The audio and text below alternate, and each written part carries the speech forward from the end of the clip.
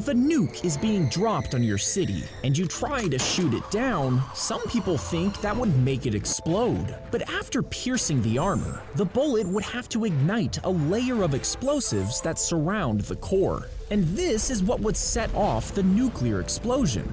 But this layer of explosives is incredibly stable and can only be triggered by a detonator. Now, the detonator wire is only a fraction of an inch wide, meaning if the bullet cut it in half, it would actually disable the bomb, making it drop to the ground without going off.